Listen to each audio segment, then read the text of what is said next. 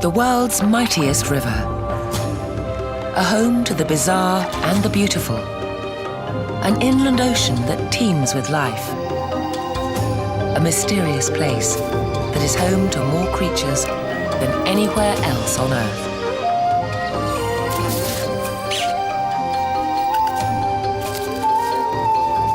Under this endless canopy, the epic story of life and death continues to unfold with each new discovery.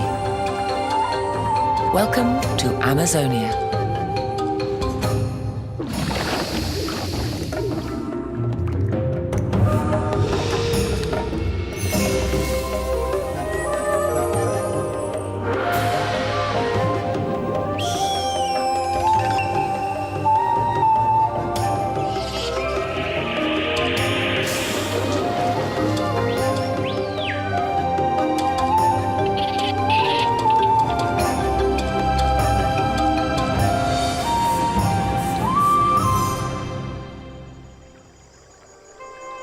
This strange wonderland is filled with riddles. Sea creatures thrive over 1,000 kilometers inland. Giant species take on fantastic proportions in a parallel universe where birds can dive and fish fly.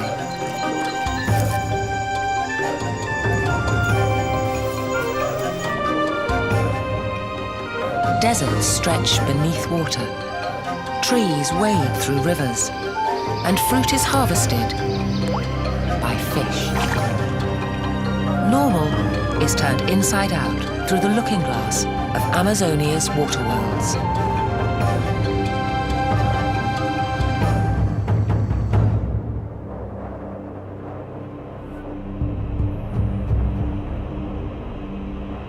The Earth's mightiest river flows through the water worlds of Amazonia. Thousands of years ago, the Amazon flowed west to the Pacific. Now, it pours east, at least 10 times more powerful than the mighty Mississippi.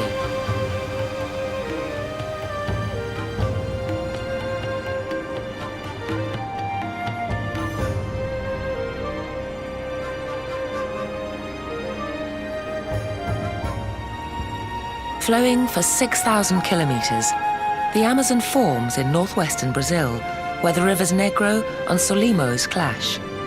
For a full 24 kilometers, their jostling waters refuse to mingle. Over 1,600 kilometers downstream, the Amazon empties a fifth of all the world's available fresh water out through a mouth, over 300 kilometers wide, into the Atlantic. It's a river of extremes. It rages and recedes. It gives life and takes it away. In early summer, dunes rise from shrunken channels. Here, deep in the interior, creatures with webbed feet walk the two worlds of water and land.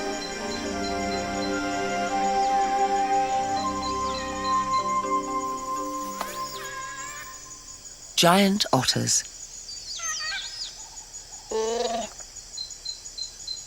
The Amazon's rarest animals thrive only in the remotest parts of the jungle.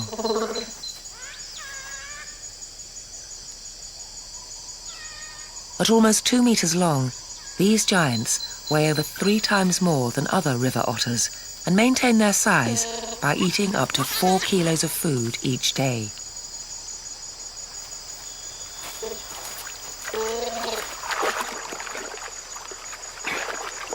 This family has 9 members, and they all set out together to dine on all the dry season has to offer, while staying near their holt or den.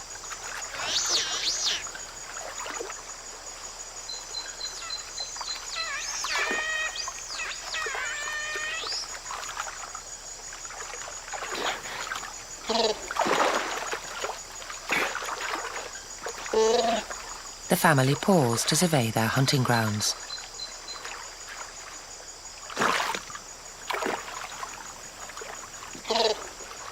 Voracious hunters, the giant otters will catch mainly fish at this time of year, when shoals concentrate in the receding channels. Lucky otter cubs born at the start of the dry season will grow up in a time of plenty.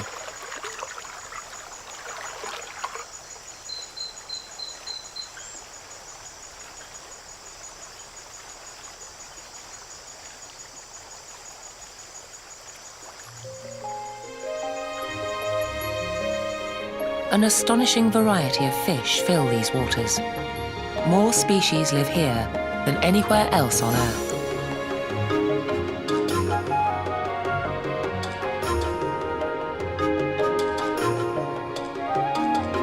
Scientists estimate that hundreds more are still to be discovered.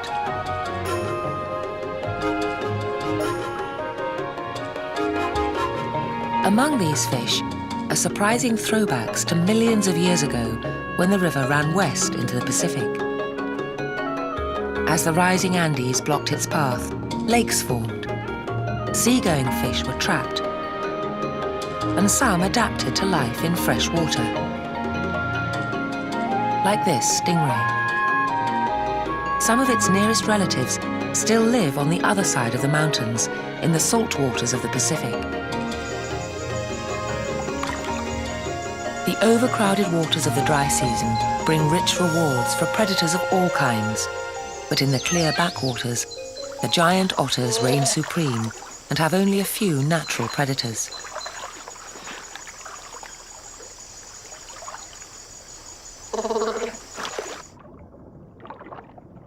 They hunt by sight.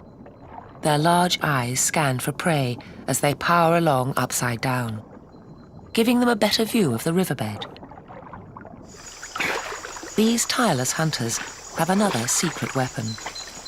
Unlike humans, when otters dive, a thin membrane which protects their eyes allows them to see more clearly in the water. They can also close their nostrils and ears while they swim. They move quickly, holding their breath for only a minute or two. A reconnaissance dive reveals a glinting shoal of silver dollars. The otters team up to plunder the underwater treasure. Like synchronized swimmers, they drive the shoal towards the bank with well-choreographed teamwork and timing.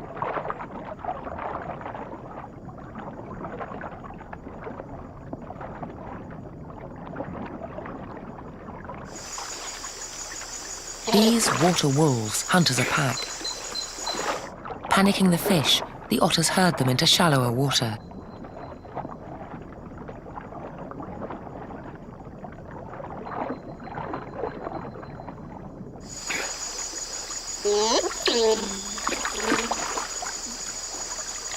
The deadly combination of speed, agility, and teamwork makes the giant otters formidable hunters.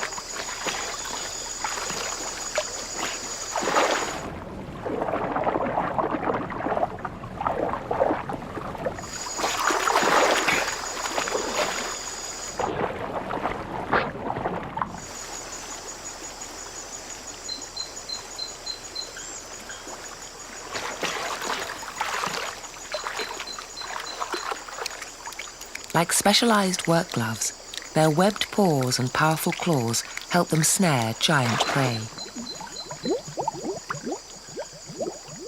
Even at 2 meters, this eel is no match for a 30-kilo otter.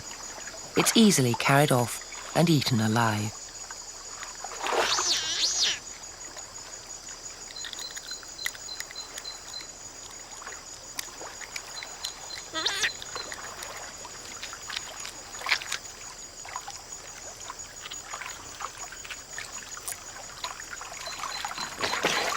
Although the family hunts as a pack, each member catches its own prey, unless it can beg or steal it from someone else.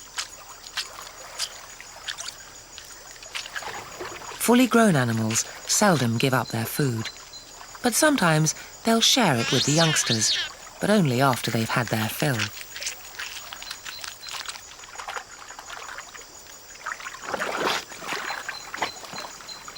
During times of plenty, everyone eventually eats, so for now, the cubs must wait.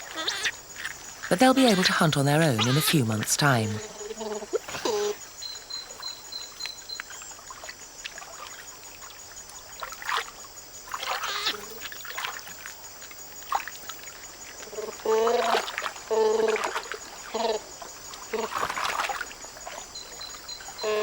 With their stomachs full, they adjourn to their favourite spot to rest and socialise.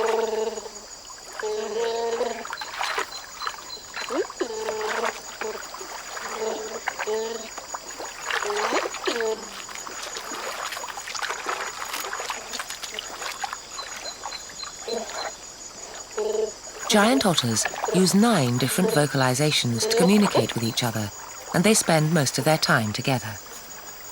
So far, the parents have been doing all the hard work. After the morning's hunting, they're ready for a little relaxation. The mother gently asserts her right to her favourite place. Size does matter on this Sunday.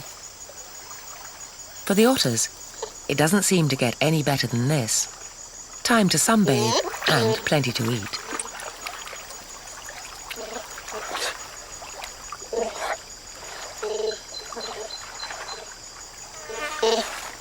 In the months to come, neither the living nor the fishing will be as easy.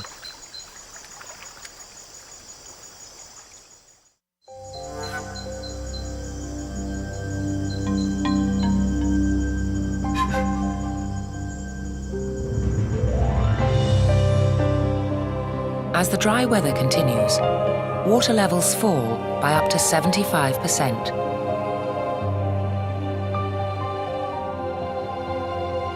Sandbanks sever tributaries.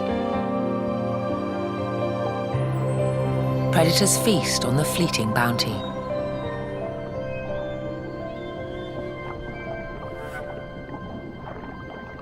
For hunters like this toucanare, the dry season means easy catches.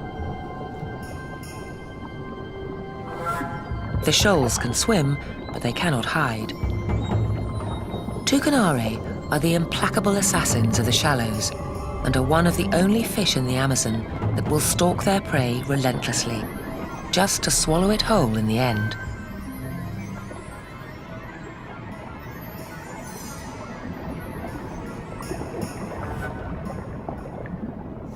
It's not just the fish that take advantage of the easy targets.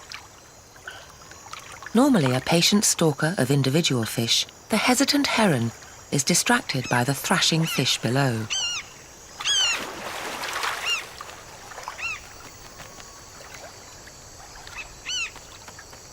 Panic-stricken fish churn the water into a boil as they flee from the relentless toucanare. Agile terns pick off the smaller fry, and the heron moves in for the kill, capturing its prey with a rapid thrust of its bill and swallowing it whole.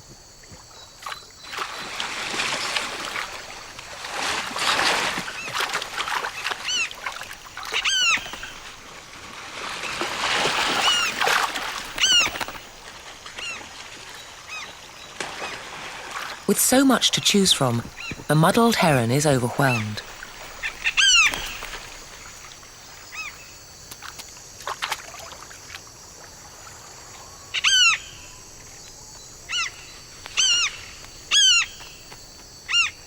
The terns and the toucanare keep up the constant chase as long as stocks last.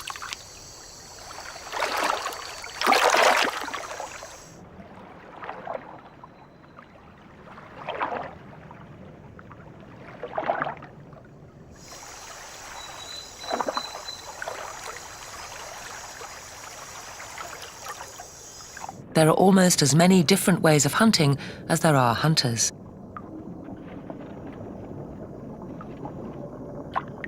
Beneath a few dead and nondescript leaves, the most voracious fish in the Amazon lurks.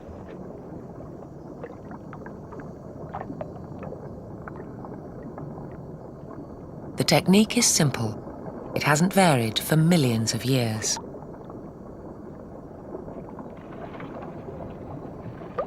Here it is, slowed down 600%.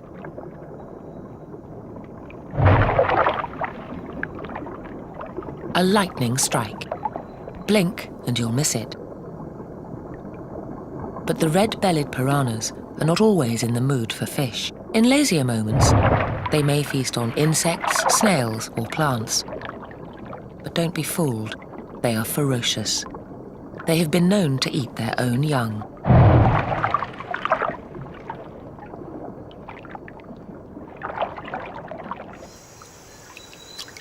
The heron hunts alone.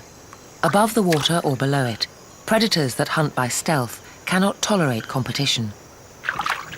Despite its indecision, the heron is no exception.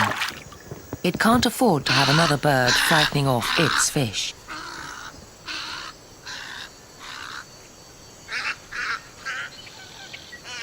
But conflicts between predators is always dangerous, and the results lethal. But one creature's misfortune is another's opportunity. Piranhas, the Amazon's most feared fish. Though most are harmless vegetarians, the red-bellied variety have earned their fierce reputation. These piranha don't even bother to kill their prey first. They just tear into it while it's still alive with their razor-sharp teeth, shredding flesh, feathers, fins, and scales from bone in just seconds.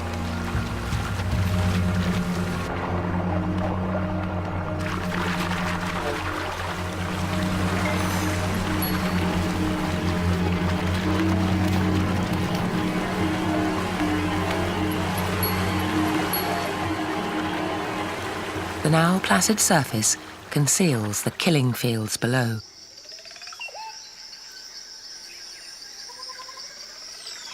Nowhere else on Earth have so many different species evolved to prey on one another.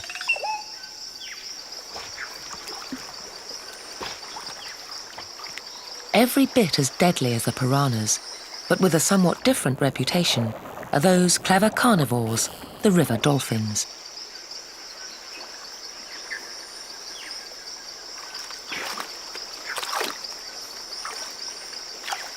Indigenous people believe that river dolphins have magical powers and can take on a human form so they can seduce women who live on the banks of the Amazon. These tucuxi, or grey dolphins, live in groups of up to 9 individuals. They are highly intelligent, gregarious, and superb hunters. The ebb and flow of the floodwaters determines the tucuxi's movements. When the waters rise, they enter the lakes and leave as the waters start to retreat to avoid being stranded.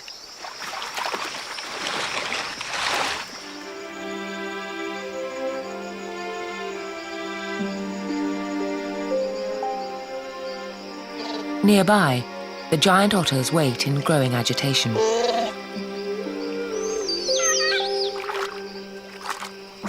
One of the otters is missing.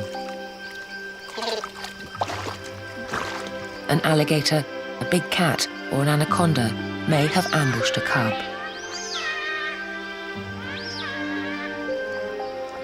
Finally, there's a reply.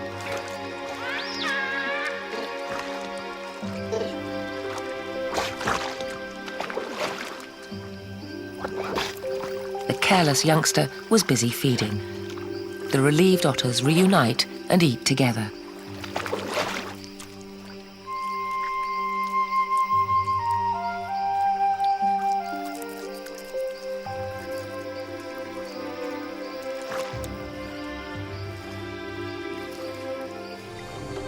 This lake has been their home for the past 2 months, but it's disappearing fast. The search for food becomes more desperate.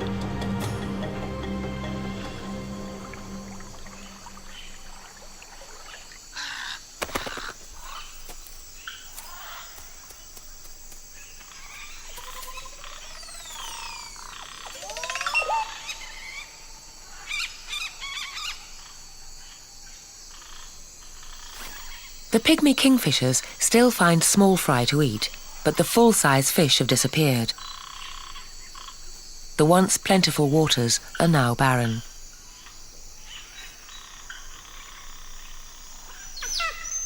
The hungry family must move if they want to eat.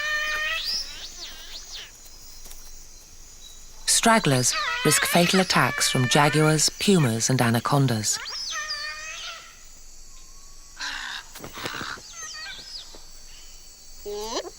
Even back in the water, they're still not entirely safe.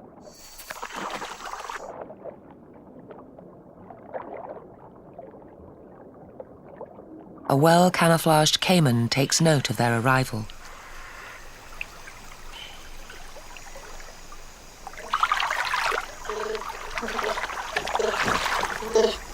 This new lake provides fresh opportunities for the hungry family.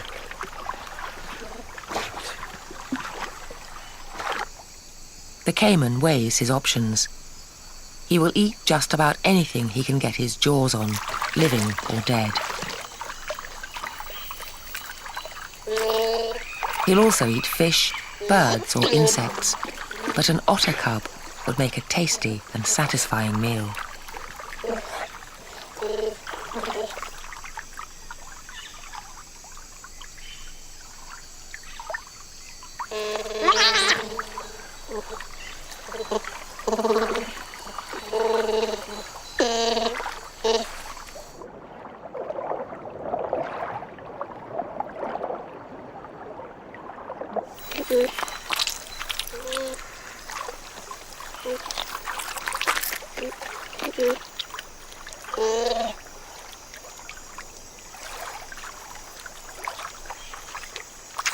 The new hunting grounds soon pay dividends, and the otters eat and play carelessly. The otter's latest catch consumes their attention. Their shouts and calls drown out the sounds of the approaching caiman.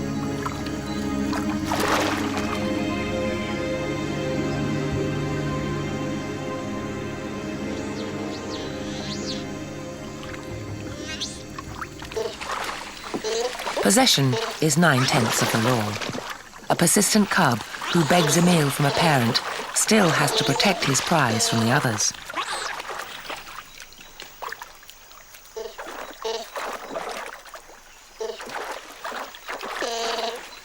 But fending off brothers and sisters leaves the youngster blind to the danger that threatens his life.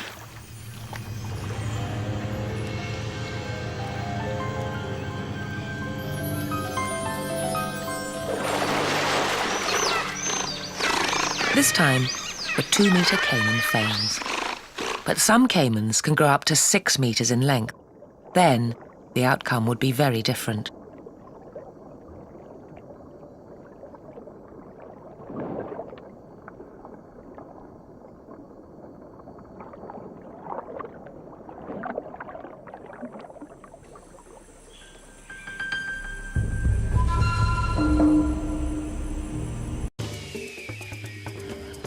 This show was created for you and your family to watch together. Welcome to Nat Geo Wild.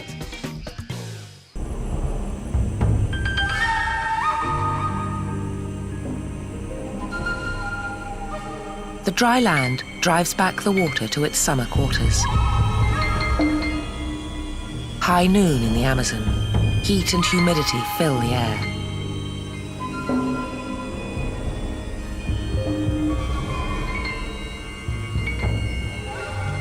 In the heat, animals pant, look for salt, or make for the shade.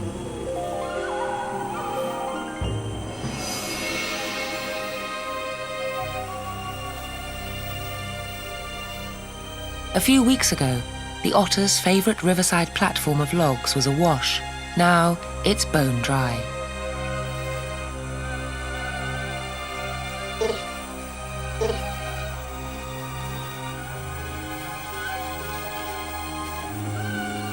Some like the heat, but not if you're wrapped in fur.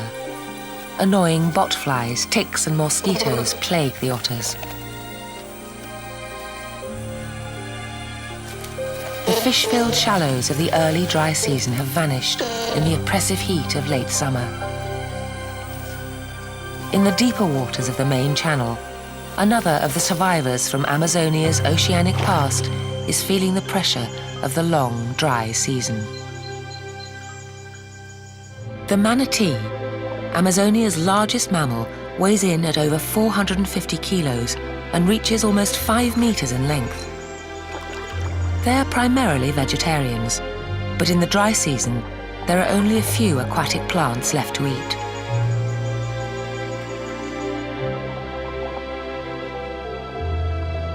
By shutting down all but the essential body functions, they can fast for weeks at a time during the dry season.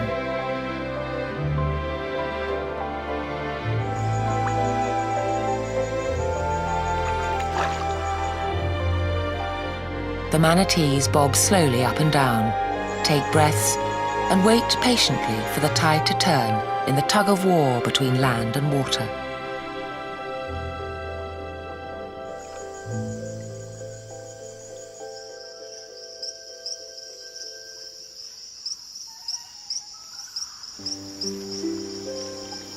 The manatees are trapped in the last deep channels with the Boto dolphins, a larger cousin of the Tucuxi.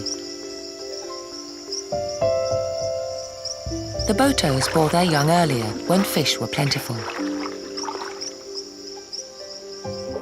Now fish are scarce, and they too are feeling the pinch.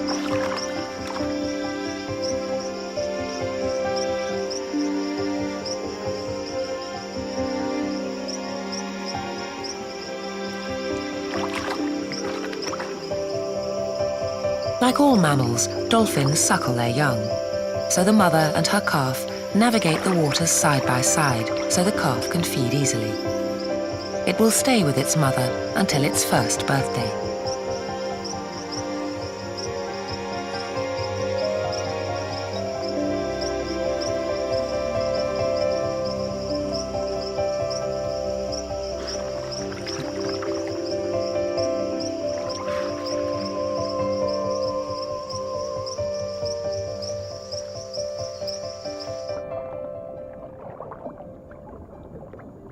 Each creature finds its own way to survive in these trying waters.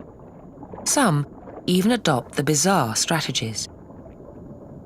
Meet the mata-mata. It's not the prettiest of turtles, but in the waters of Amazonia, it's the master of disguise.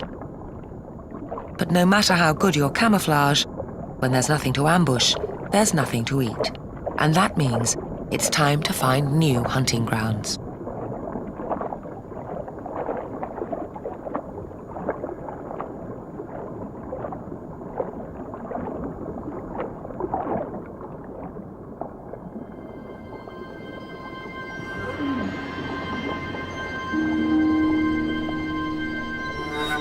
The killer tucanare have new business to attend to.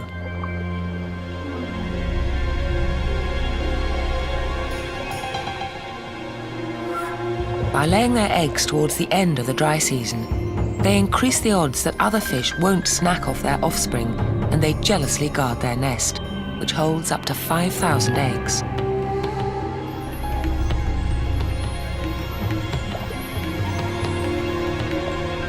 Their touching display of parental concern will be short-lived. The fry are just as likely to be eaten by their parents as by anything else. Tucanare are cannibals, and only 1% of their offspring will survive into adulthood. The chocolate cichlid, in contrast, seems to take a longer-term view and shepherds its tiny hatchlings to protect them from the many dangers of these risk-filled waters.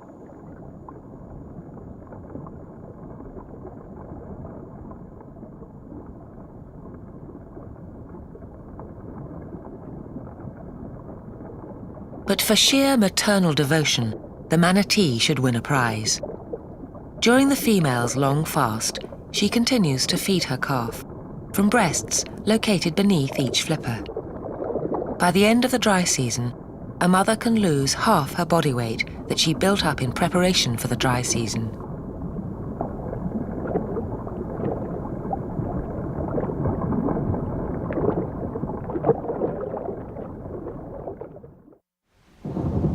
The manatee's long wait is almost over. the rains return and water gains dominion over the land. The Amazon stretches its mighty arms to embrace the earth once again.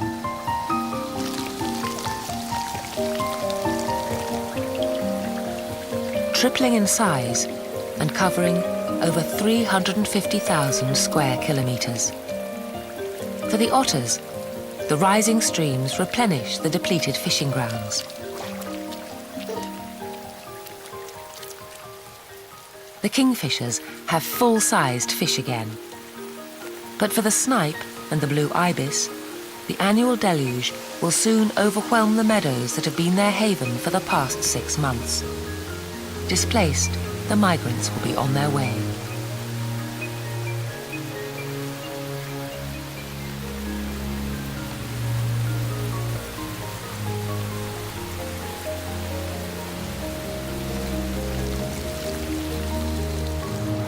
Over 3,000 kilometers to the west in the Andes, the seasonal snowmelt creates a force 12 times more powerful than the Mississippi. At the other end of the Amazon, 220,000 cubic meters of water rush into the ocean every second, and the river becomes so wide that ocean-going ships can navigate inland up to 2/3 the entire length of the river.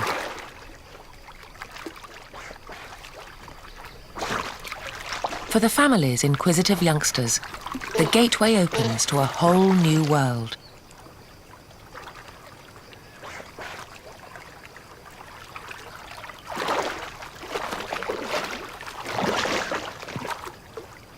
Many of their dry season holts have been submerged, and now it's time to find a new home.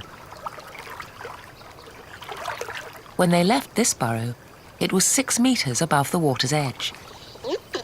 Now, they must re-excavate to build shelter from the continuing storms.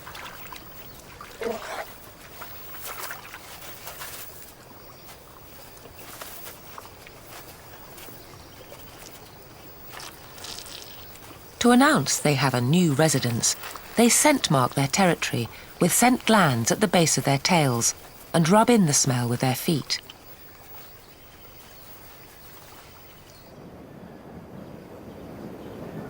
The heavens gather their forces to produce a tremendous deluge, lasting not 40 days and 40 nights, but 4 long months of torrential rain.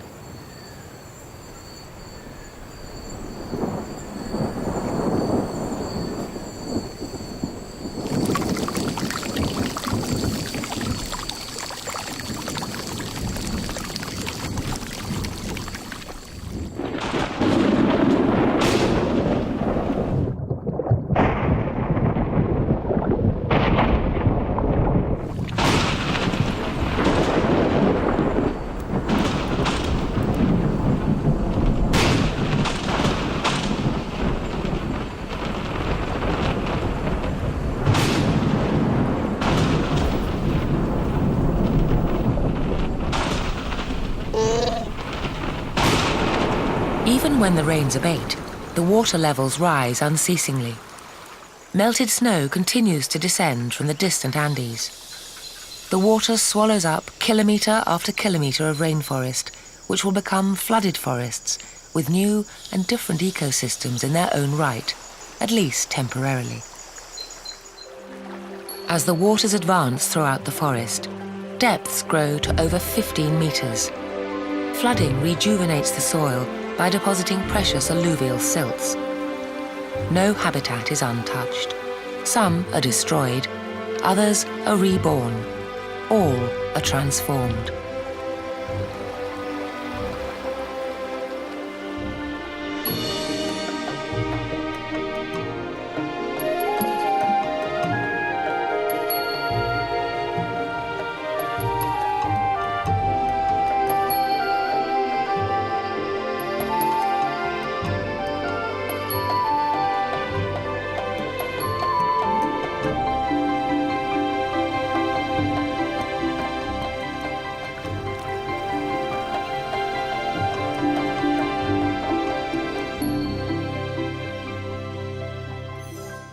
By the end of the rains, the waterlands have become a vast, slow-moving lake, dotted with trees and broken by the half-flooded archipelagos.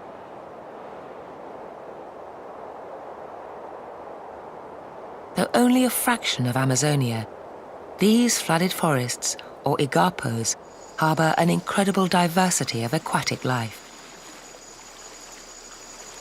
Submerged for about half the year, trees where birds once perched become feeding grounds for fish.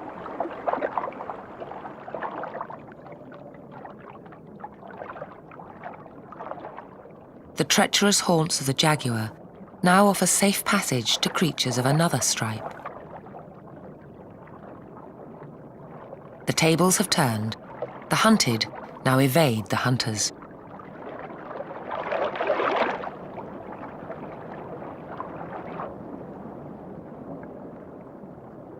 In the inundated forest, silt and vegetation reduce visibility, giving prey fish the critical edge over their predators. These opaque waters may be teeming, but finding prey is no longer easy.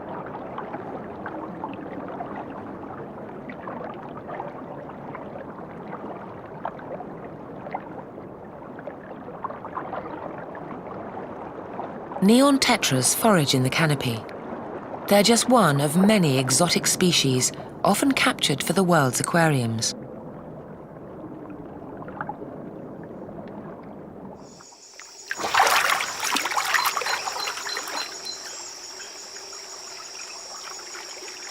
The giant otters follow shoals of fish into a maze of trunks.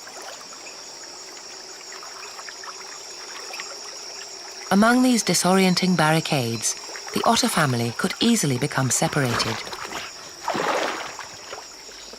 But their calls keep them in touch. Now, more than ever, cooperation within the family is the key to survival.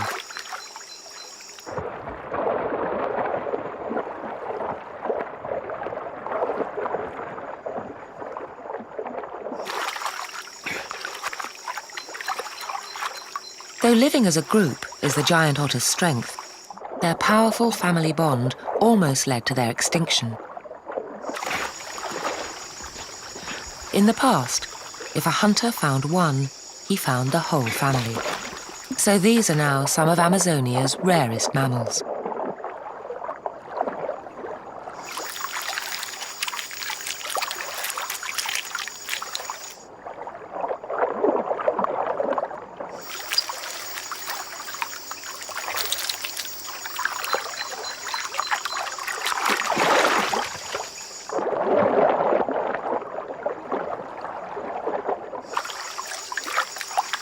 This young female is ready to breed, but to find a mate, she must forsake the protection of her family.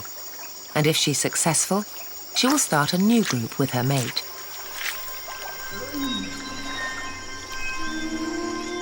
Only the stealthiest of caiman could take a whole family by surprise.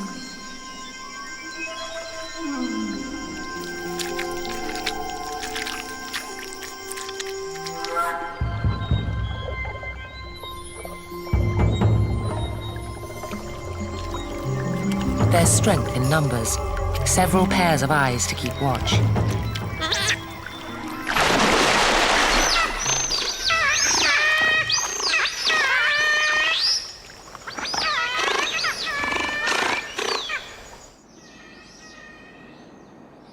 The floods engulf the forest for up to 10 kilometers from the main channels.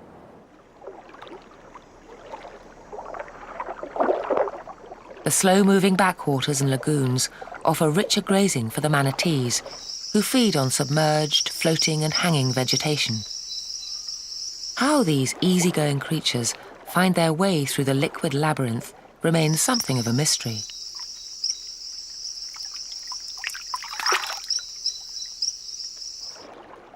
Their simple brain structure doesn't hint at great intelligence.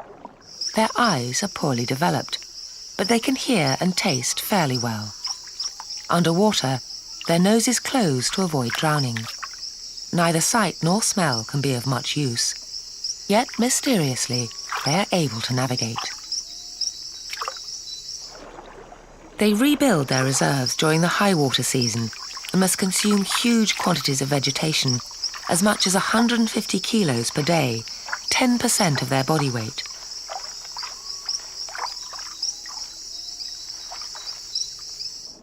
There's little time for anything other than eating.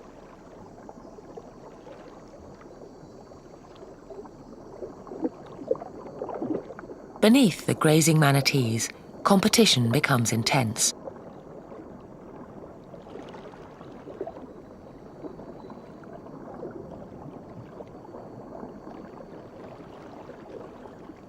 Ever greater numbers of fish move in to claim the riches of the newly flooded forest.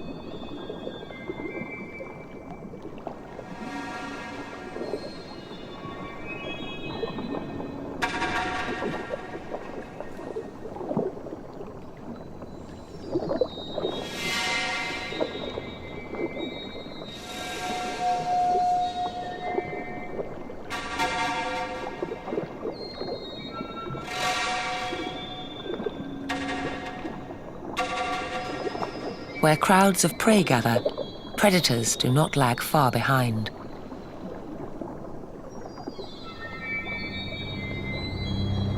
The Mutta now has a better chance to practice its powers of deception. By suddenly opening its mouth, it creates a powerful vacuum to suck in innocent passers-by.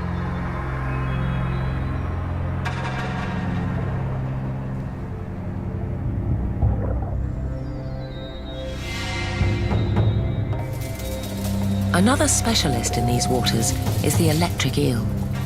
This 1.5 meter long predator is almost blind. It generates an electric field around its body, which helps it to sense prey, to defend itself, and to communicate with others during the mating season.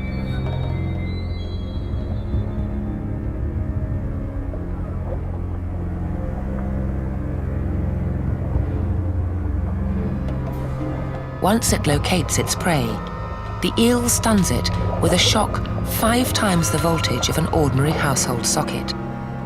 The shock immobilizes its prey, allowing it to devour its prey at a leisurely pace.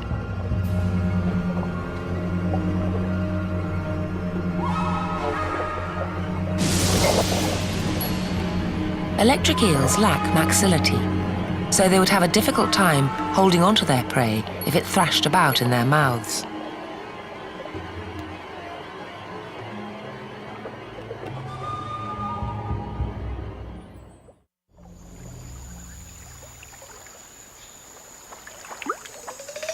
The high waters change conditions below and above. The meadows have disappeared. The young female otter revisits one of last year's nurseries. Now it's a deep dive below the surface.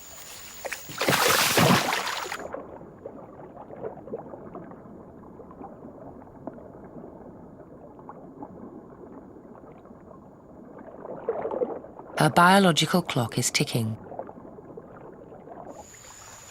If she is to have cubs, she must abandon her family to start one of her own.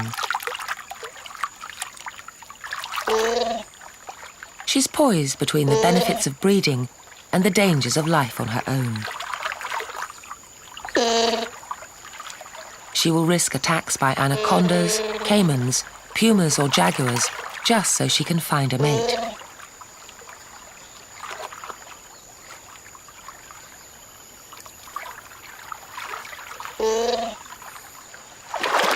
No one knows what finally tips the balance and sends the young otter off into the unknown.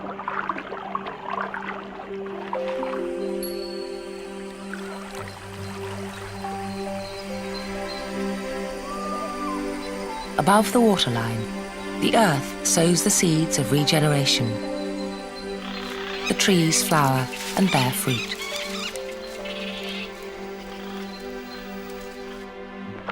Most tropical species rely on birds or mammals to spread their successors.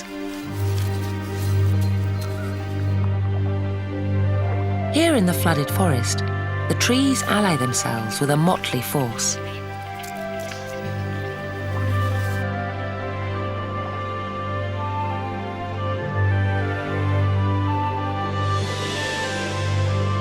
Monkeys are messy eaters, but an army of over 200 different species of fish awaits each airdrop.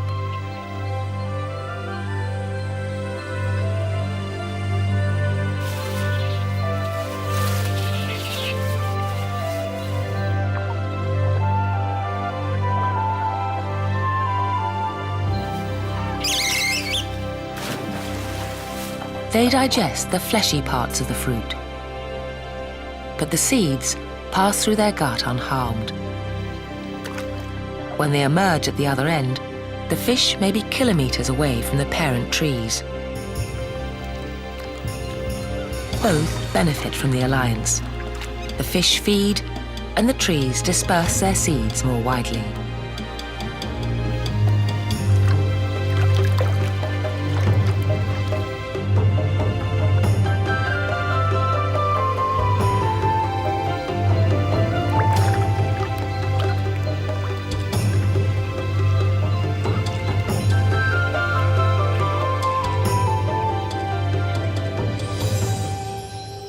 With flying fish and jungles beneath the surface, the flooded forest is the world seen through the looking glass. Here, the aquatic and terrestrial worlds coexist. In this contrary wonderland of strange inversions and bizarre reflections, the characters inhabit a world where water and land are both at war and in perfect harmony.